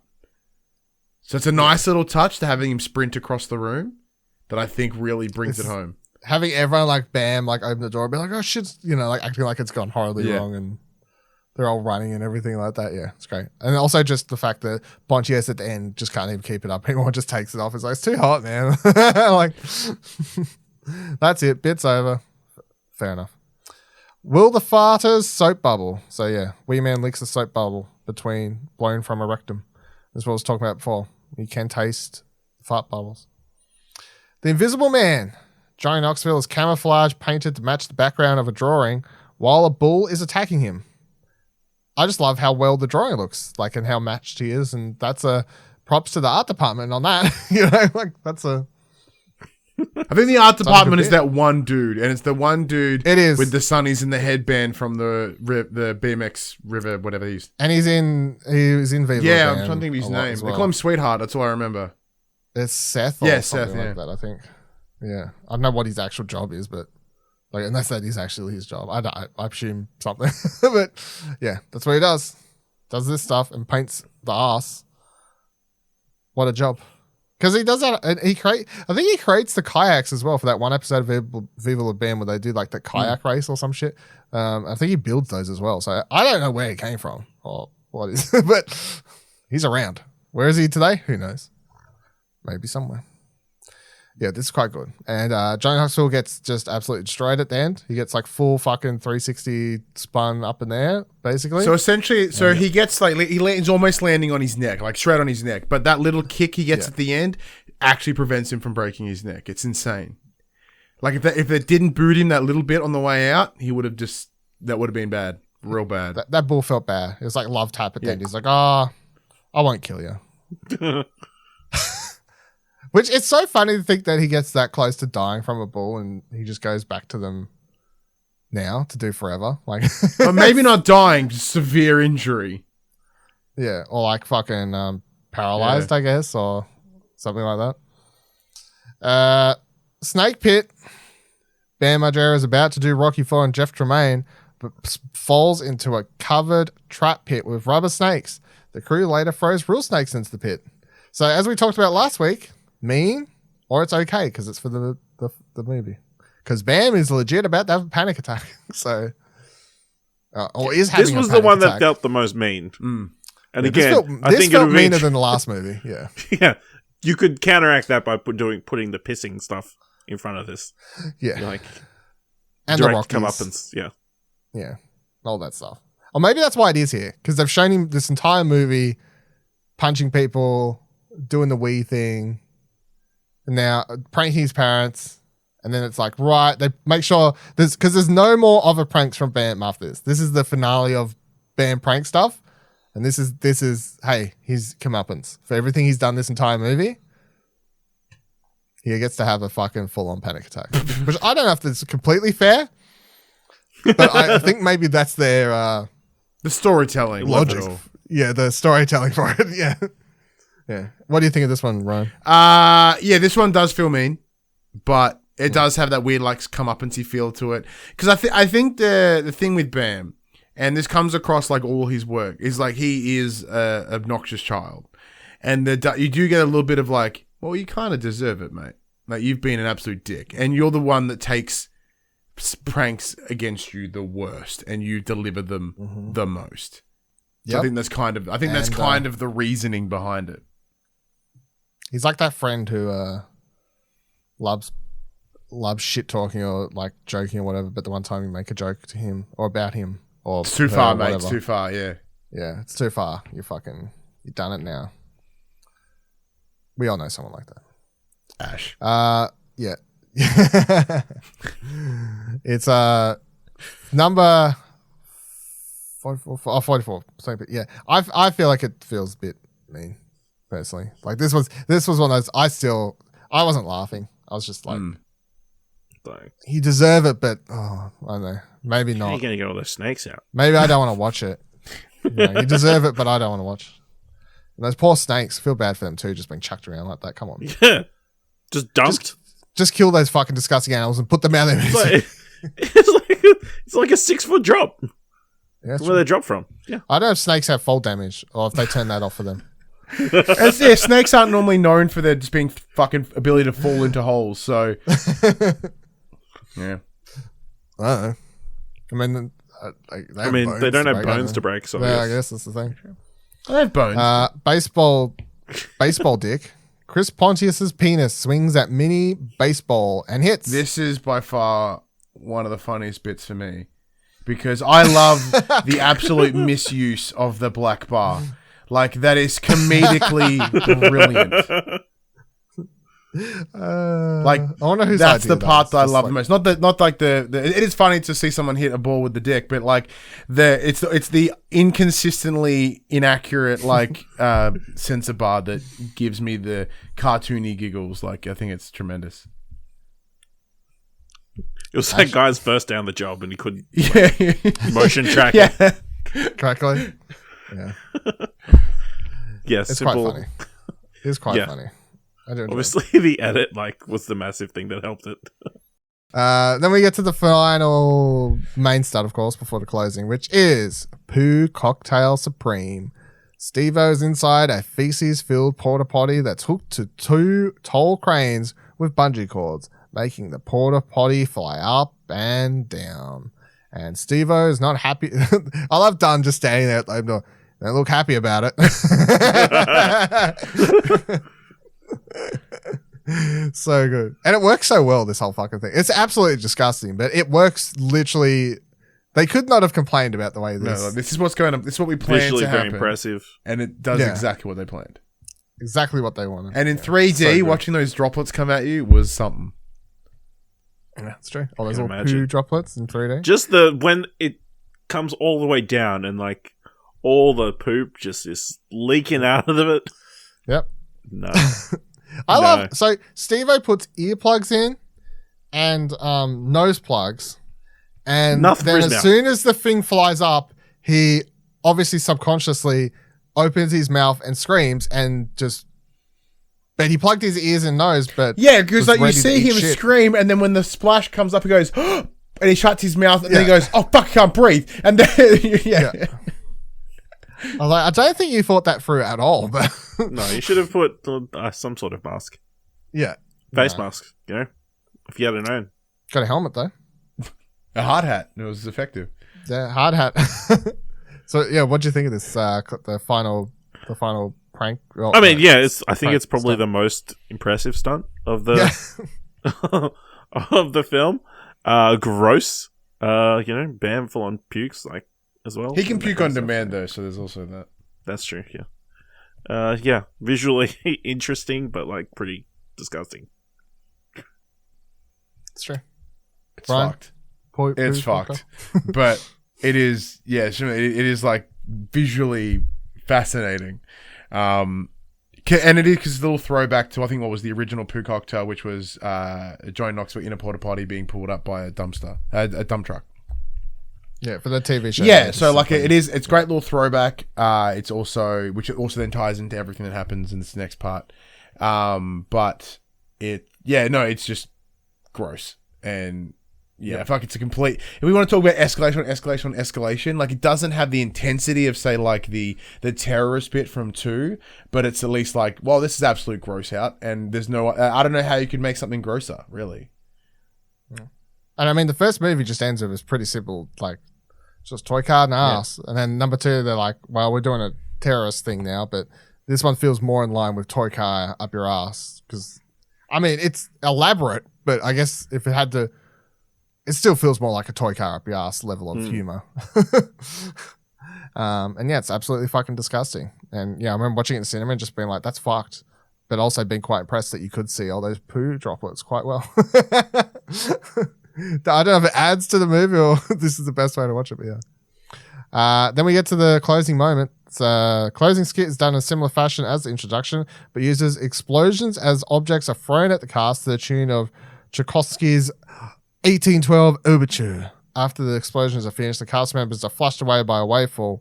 As in the past two Jackass films, comedian Rip Taylor makes an appearance before the credits roll, celebrating the end of the film in overly dramatic fashion. As the credits play, a retrospective is shown with clips from the original show, along with old photographs of cast and crew set to Weezer's Memories, the film's single.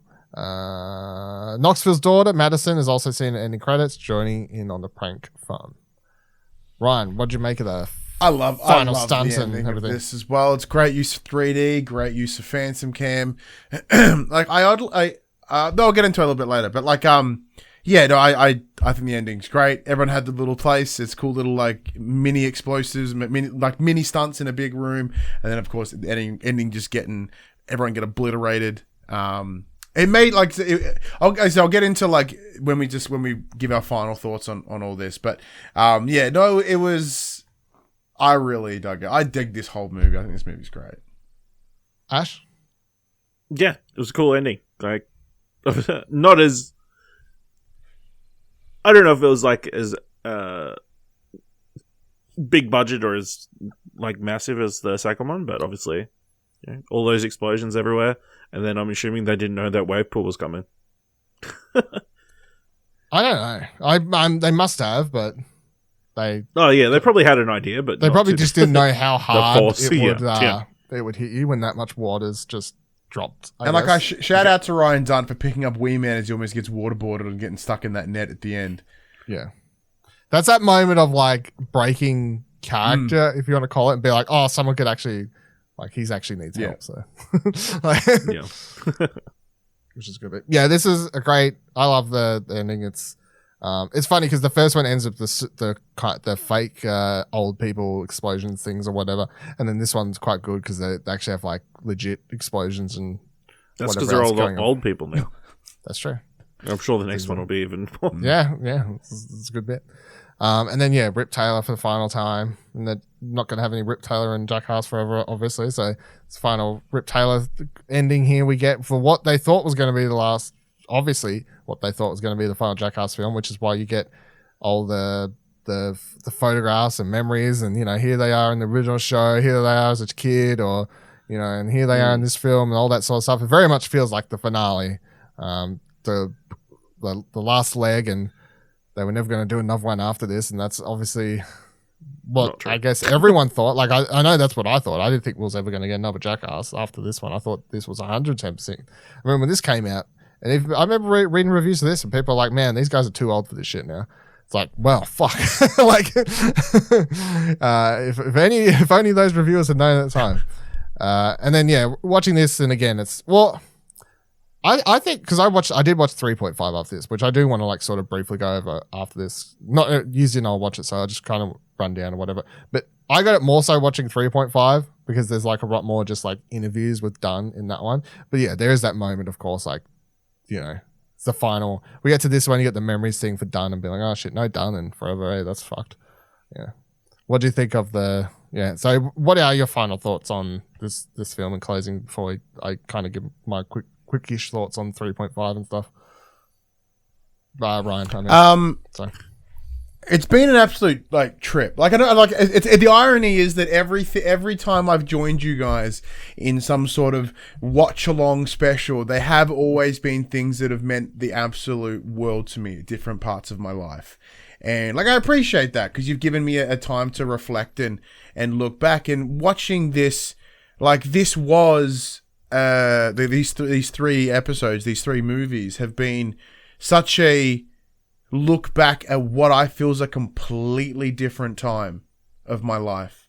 It feels like it was so long ago that this is this. It was spoilers until we're old now. Yeah, we're old. Yeah, but until it felt like this biggest trip down memory lane, and then of course with this film being so full of that family and friend and that energy that everyone was just happy to be there and to see each other again, and then knowing full well that this is the last time we see the cast as it is. watching this, like not just the credits, but even the outro, right, was I did get this swell of emotion. I was sitting on my couch just like the afternoon of we recorded this by myself, and I didn't well up, but I was certainly fucking getting there. And I don't know why. Like, it's just people getting thrown across the room with a giant wave. But just like the wave itself, I got hit with this wave of emotion. And it was just, I can't explain it. Like, it's for a very clear window of time, Jackass and its surrounding shows and its people that are involved with it were some of the most important and influential people in my life, for better or worse, I guess. But knowing that we're going to see them again in a short window of time does fill me with happiness, but also quite a lot of sadness, especially knowing that 2 of the key cast members can't be there, 1 because of death and 2 because inability to cope with said death. It's, I think 3 may be my favorite because of the energy and the nostalgia-ness that's wrapped within it. But I love Jackass will hold a forever incredibly important place in my heart.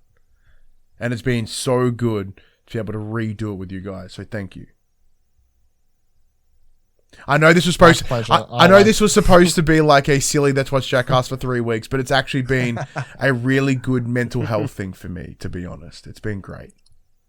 No, I mean I have the similar, like, it's definitely a throwback or whatever you want to, takes me back to my, heydays or whatever, and that's part of, I guess, why I enjoy watching it. Like, I'm enjoying watching the movie, but there's also that thing where you're watching it and it makes you feel like, oh, remember when I was young and like life felt so fresh ahead of me, like, remember those days? Used to have so much fun sitting around and watch Jackass, like that whole thing. So wait, take it back. Ash, reaching the end of the trilogy. Yeah. I guess how do you feel about all 3 movies now? How do you feel about the Jackass franchise as a whole, and how are you going to be feeling coming into Forever? Are you excited, or are you just obligated to watch it at this stage? I mean, both. Yeah, I'm keen to watch Forever, and like kind of, I think even more so just getting on here afterwards with you two, and like who have got so much invested in the franchise, and like seeing your reactions to that and that kind of thing.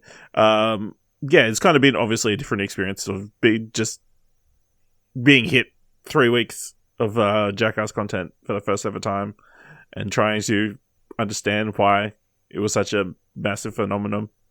I guess it boils down to, poop stuff's funny, Well, is it? Do you know why it was a massive phenomenon at this stage, or is it still that thing of like watching it 2021 after we have all the YouTubers like I was discussing? It just doesn't. You guys talking about it is like, it adds a lot of context, and it's like, sure, it's about brotherhood and like friends, and it's the same way that like nu metal really landed to like a very specific type of individual at that time. Like, nu metal wouldn't land any other time period. It just hit the right level of angsty white suburban boys at the right time, and it just lands. And this is the same thing. It was just that very similar-ish demographic of just people in the mid-2000s that just needed this. And it's of its time, it's of its place within reason, but like it's something. Like it is a cultural phenomenon, and I think in years from now it'll be put in museums and remembered for its cultural impact? Probably not. I hope it does, because I'm not even jokingly. I do think it does, because it did sweep the world for a window of time, and because I think it captures the 2000s in like the best way. Yeah. Well, for like people like us, it is literally, along with a couple other things, it's just like it is, teenage years or whatever.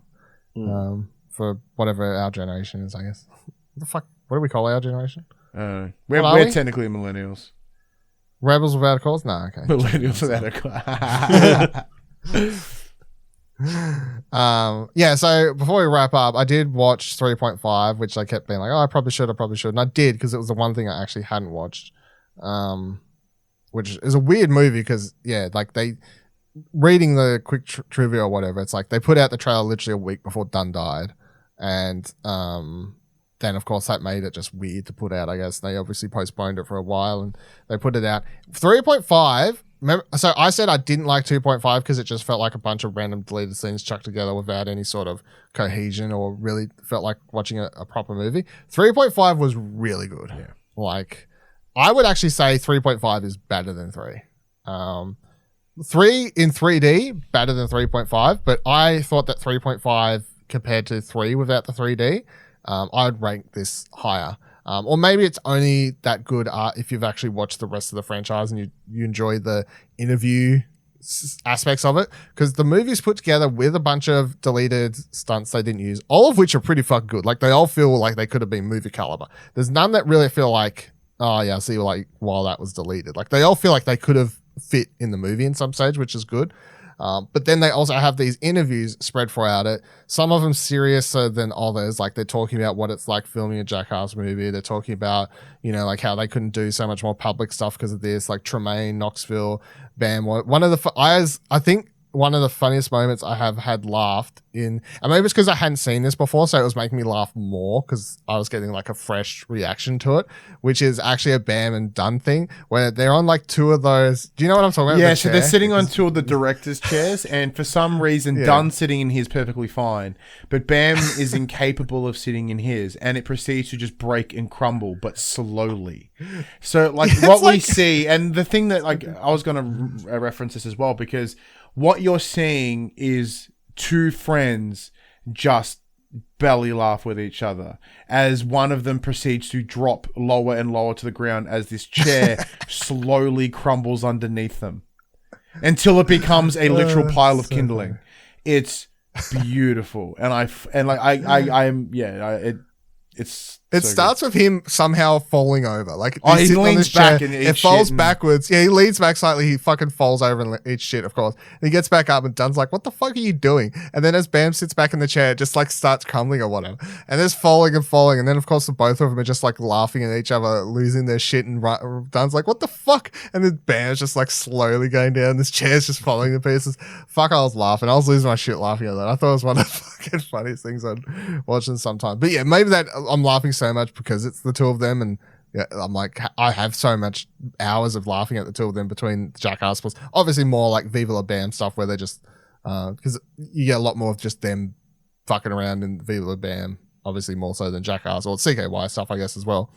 But yeah, I'm gonna quickly, but I also want to reference what I believe is the best absolute stunt. Oh, I'm going to get to that. Oh, you're going to wait? I'll leave it to you. Basketball nutshots? Yeah, I was just going to run down the list quickly and stop on the ones I thought were shouting out. So the movie does start with alligator snapping turtle, where Steve-O gets bitten in his ass by an alligator snapping turtle. And that absolutely looks like it fucking would hurt because that is like the biggest chomp. And they can't get it off. And then Steve-O, they actually eventually get off. Manny has to get in there with a knife or whatever. At least his giant bite mark. And the Steve-O like walks over to Knoxville. He's like, that's why I'd said no to that stunt for so many fucking years. Like, so then goes to barrel surfing where a bunch of them are like jump on barrels like surfboards and stuff. This is one of those stunts like the one in the main movie where you're like, that looks like it wouldn't hurt that much, and I would totally love a go at that one. They get down to ghetto defibrillators here.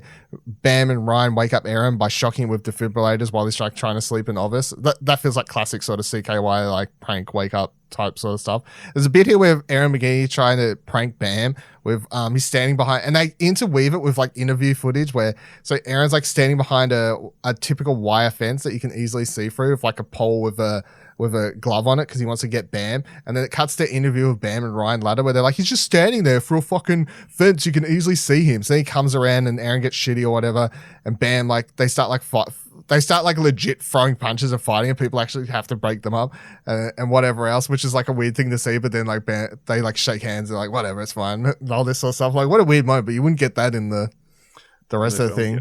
Yeah, and then you get this miniature cannon thing where Knoxville explains he was trying to dress up as a pirate and like shoot people with cannonballs, but it wasn't working out. You got the Street Bike Tommy skit, Rocket Ass where Bam gets shot in the ass by a dildo that's powered by a rocket, but it takes like 20 times to get through. That's quite funny. Magna goggles, which is really weird. They have these goggles that make them look quite big, something. You get some more dudes and stuff in here.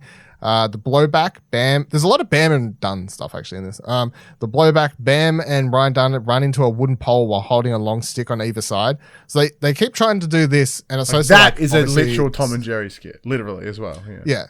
Yes, and I think they explain that Knoxville does, because this is the other good thing about this compared to the 3 is they have moments where Knoxville's like, oh, I saw it in a Tom and Jerry skit, or I saw it in this, or like he's explaining why they're doing it. But they have them both try and do it, and the idea is they close hang at each other at the same time. And it looks like it hurts, but they still can't get it to like look as good, so they're doing it several times over. But then it shows footage from when Knoxville tried to do it with was it Dunn? It must be someone. Knoxville does it does it into a tree. The fucking pole breaks, like cuts open his fucking hand to the point that you can see the bone on the inside after just trying it once. And he's like, oh, so he has to go get stitches and all fucked up off that or whatever else. It's like, and that didn't even make it in the movie, but it's this fucking gnarly thing where you can literally see his bone because this fucking stick cuts into it so deep. I'm like, oh, cool story. Doo-doo falls. Brandon Novak goes down Bam's giant skate ramp that he had built in his forest there at his house or whatever, on a toilet, and just literally eats some of the biggest shit I think I've ever seen, because he barely gets down this ramp on the toilet before he just falls, face plants, literally the less way down. So that's quite good. You got this tennis ball thing where Johnny Knoxville throws a tennis ball at Wee Man's testicles from behind in super slow motion, with the whole idea being that it's testicles and a tennis ball hits them in super slow motion because. Yeah, I get it. Yeah, the bits there. You can see the math. Makes sense.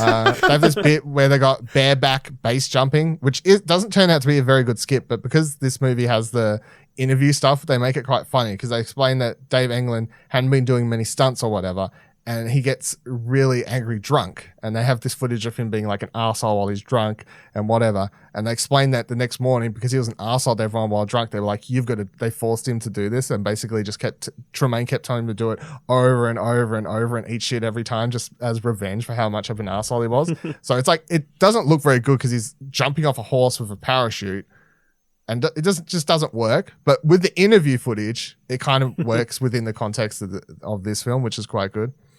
You get to see this Bombs Away, where they're in like a room, it's blocked off, and they're all like standing there, and they've got a bunch of Coke with the peppermint candies or Mentos or whatever that you would have here, and all they do is put them in the bottles and then just throwing them at the fucking ground, and these Coke bottles are blasting off with super speed into the roof and into each other's faces and whatever else. It ends when one of them like hits a roof and knocks off a full part of the roof or light or whatever and breaks it and dents in the wall like this. It's quite good. I can confirm I used to do that shit in a car park at school on lunchtime. Fucking blast off. Yes. Who didn't though? Everyone. Maybe not Ash. Ash was being a good boy. Ash was too nice. Yeah. You get to see the invisible Wee, which is where Wee Man. So this is version 1 of the Knoxville bull prank from the main movie. They did it in Bam's house, and they like had dressed Wee Man up to look like part of the wall, and told people to go down into the basement, and then he would scare them. But it didn't really work out as well as Knoxville obviously does it later. There's a part where belt sander skates, where Brandon Novak attempts to use belt sanders as roller skates, and he absolutely just dies trying to skate down a skate ramp, because of course he does. You get this double flying head kick thing, which again is a lot funnier in this context than the main movie would have been, because they do this. Bam's like, oh, apparently says to Tremaine, oh, I'll like drop kick someone in the face, and you record it in super slow-mo, it'll look awesome. And he does it to Dave, and it does. He gets absolutely destroyed, double drop kick to the face. But then they interweave it with this footage of them explaining why and how it happened. And it leads to this part where Bam's like, no one else could do it like me. No one else can jump that high and fucking do it. And then apparently Dave's like, I'll fucking do it back to you, because he wants revenge. And he does it so much that better makes than the Bam credits, did it. yeah. And Bam gets fucking destroyed. Like, he gets fucking absolutely hit in the face. Craziness. Enema long jump is absolutely disgusting to watch, but it's where they're trying to do Olympic long jumping while inserting enemas, and then of course they're shitting all across the sand as they're flying through as they land after performing the long jump. So that's a thing. This one here I thought was funny and worth pointing out. They do a treadmill shit show where they try to like go down treadmills on skateboards and all this sort of stuff. Worth pointing out because we do know that Jackass Forever has treadmills where they jump on them in with band equipment and stuff, and that was the first thing that they actually filmed for the movie. And we know this because both Steve-O and Knoxville ended up having to go to hospital on first day of filming because they like break bones straight away as soon as they do it. So I guess that's making the movie in Forever. So, but this seems like the first attempt, and then years later they're like, do you reckon we could get that to work better? Like, maybe not skateboards, let's try doing it with, and we'll get younger people to hand do it. equipment. Yeah. 100% what it seems like. You get this flaming gauntlet where Steve-O walks on a balance beam above a bunch of fire, because Steve-O loves playing a fucking fire and he burns himself up all the time. So, and that looks quite good. And then as to what Ash was talking about before that felt like it was missing, there's a part in this where Chris Pontius has his penis like wrapped up to look like something a woodpecker would want to go at, I guess, or whatever. And a woodpecker just eats through that and starts pecking on his pecker. But the funniest part is this is Knoxville kept telling him to be quieter because he's disturbing the bird, even though a bird's literally just pecking on his pecker. And Knoxville's like, oh, leave the bird alone. Be nice, you'll scare it away. Like, oh, this is... you got the dildo bazooka where Brandon Novak gets shot in the ass by a dildo, which at one stage Knoxville tries to shoot and misses, so then they bring in a tripod so he can get the perfect shot because, sure. Bowlway. They do, this is another one of those ones where it seems fun. They just put a bunch of bowls in the hallway and just fucking surf them. Give me a go at that shit. Love a go.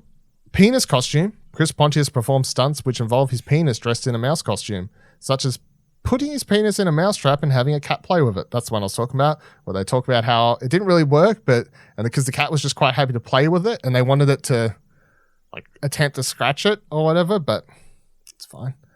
Rat Zapper. Steve-O gets his testicles electrocuted by an electric rat trap. No, thank you.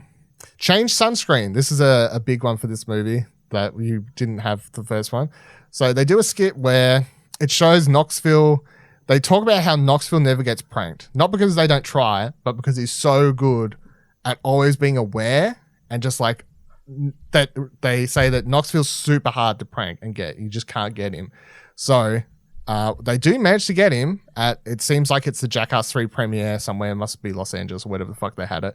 He's in the front audience and they have an interview with Knoxville where he says, I just did like a super emotional speech or whatever. He's talking about how much the franchise means to him and like this movie's so good. And he sat down and they thought they were about to press play and he was like feeling emotional at the time about the franchise and the film and everything. And then all of a sudden Ryan and Bam appear on screen. I forgot about this. And they talk about how throughout the entirety of filming Jackass 3, they'd actually changed his prescription lotion, sunscreen or whatever that he kept in his car to horse semen. And that was what he was putting all over his face for the entirety of filming Jackass 3. And it has both the clip, them doing it, interwoven with Johnny Knoxville's reaction in the cinema where everyone else in the cinema is like, oh my fucking God. And Knoxville, to his whole credit, just absolutely starts laughing and losing his shit and was like, yeah, well, fuck, fair enough. He's like, I felt like creamier or like stringier by the end of it. So, and the worst part, he didn't notice. So, he didn't notice at all, yeah. So, more credit to him. He didn't spit it. He took one. So, that's a joke that couldn't have made it into the first movie, I guess, because they only showed it at the screening for 3. Then you got the fart darts where Will the Farter farts darts out of his ass with a dart gun at Steve-O's face, and it actually lands in Steve-O's face. So I don't know why they didn't put that in the movie because it's quite impressive. And then the final one that Ryan wants to talk about, I'm sure, is how they end 3.5, which is baseball nut shots, where they basically talk about and set up how Knoxville became obsessed with trying to do those cool trick shot things, but doing them where they land in nut shots. And they kept trying to do them in such elaborate ways throughout the continuity of the movie. And some of them would take so many times. And if you watch the clip, it's like, not only is it funny, but it is probably one of the most impressive things that Jackass has ever done. Because some of this stuff is like legit, like there's a moment where they're on like a Ferris wheel going around and they throw the ball and it bounces off like a fucking trampoline or something and it hits someone in the nuts. Not to mention the end of this whole segment and the way the movie ends is where Knoxville's strapped to an aeroplane, one of those biplane. mini aeroplane, biplane. He's strapped to the side of that, and Pontius, I think it is, or Dunn, I can't remember which one. One of them's laying on the ground with a helmet carpet on, bombs and him with a basketball in the groin. From a fucking biplane. It's super impressive. That's how the movie ends. Yeah. So Ryan, you're a big fan of this. I love it. I love same as you said. It's the trick shot. It's the creativity of it. Like when you sort of see the escalation of it all, and you're like, how are they even? And knowing full well that it would have taken 30, 40, 60, 100 shots. 160, 100. You know, the like intense level of shots to get that one.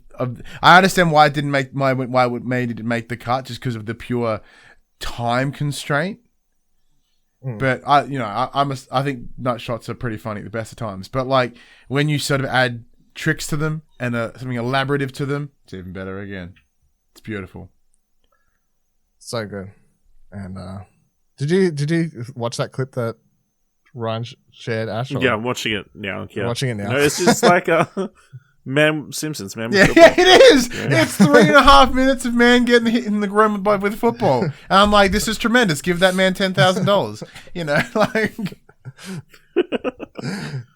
So many people get in. It's just, yeah. It's, I don't know. Like, I feel like it could have fit into the main movie. It's so impressive. Like, it's not even like, oh man, dick shot. It's more, fuck, that's so, how many times did that take? Like the one where they drop it off the bridge as well. They just drop a ball off this giant bridge and it bounces perfectly once up in the air and then nut shot. It's like, okay. But yeah, that's how the movie ends. Johnny Knoxville laughing manically on the side of this fucking biplane, having landed this shot after however many times I had that plane drive over to land that shot. I'm sure it took like many, many times where the drive was like, the pilot was so like, just fucking. We don't have any fuel left. Just, yeah, we're nearly out of fuel. But they also discuss like the physics behind it, how they must have the same ball, it must be the same PSI, it must be this, it must be that. Otherwise, they can't replicate it because there's too many variables. Yeah. Like they thought about it. Like it's interesting that they had put at least some extra step of thought into the stunts. Some science involved in this one, everyone. But that's Jackass 3.5. It's very good. I'd suggest watching it if you have not, like I had not. It was very enjoyable. And that's it for our Jackass watch along. We're now ready for Jackass Forever, which by the time this drops is next week. We're super excited, and all of us will be back here to talk about that next week. I'm very, very keen. Can't wait to watch it. I don't know if I could be disappointed. I feel like as long as it's just at least a solid Jackass movie, I'm keen to see everyone back. I'm keen to see the new talent and what they've got them doing. I'm keen to see the ending as well, because this is more so than 3. It's like this is 100% it. So like, are you going to hit me in the feels, and like, what are you going to do, kind of thing, like for the ending of this? Yeah, because like part of me. Knowing full well that like Bam's not in it, I wonder whether he's in it in some capacity or they completely cut him from it. Like, 'cause if they do a big feels thing at the end, like it would feel weird not having him there. But it'd be we'll have to. Yeah, I'm intrigued. I'm cute. Because like knowing full well that there is new cast members, like a bunch of younger people, and a female, which they've yet to. They never had a female in the cast before, so I'm excited to see how hard she goes. I imagine she'll go nuts, which I'm excited for. Because I know one of the guys. There's a clip that went around the internet a couple years ago. I think Steve-O was involved, about this larger dude who literally rode a skateboard into just a giant fucking pile of cactus. I know he's involved in this. And there's obviously a bunch of cameos as well, like Machine Gun Kelly and Eric Andre, and you know, I'm excited to see where they take this, because knowing full well with it being filmed in a literal pandemic, there's no crowd shots. It's exactly what I like. It's all the pre-planned bits in a space, and I think I will probably have a big hard on for it. Yeah, keen. Any final words, Ash? No, I think, excited to like wrap this up next week with. I'm excited to never have watched these again.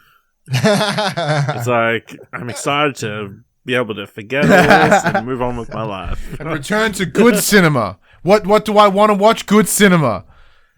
All he makes me watch is shitty fucking movies for this podcast usually. So there is literally nothing. There was like a period of 3 to 4 weeks where I swear every fucking spoiler cast we did was for shit. It's not my fault that, Hollywood makes sequels to shitty movies. It's fucking killing me, man. It's just disgusting. Super Keen, thank you for joining us. We'll see you here next week to talk about the brand new movie. Until then, keep being jackasses, but don't try these stunts at home. They were performed by professionals apparently, but they're not really. But that's what they say anyway. Bye. They have to get like some sort of certificate to be considered professionals. Well, they got paid for it. Doesn't that count? Yeah, I guess that makes sense. I guess that's the professional thing. Did you just do a stunt? Oh, I just smashed my elbow into the desk.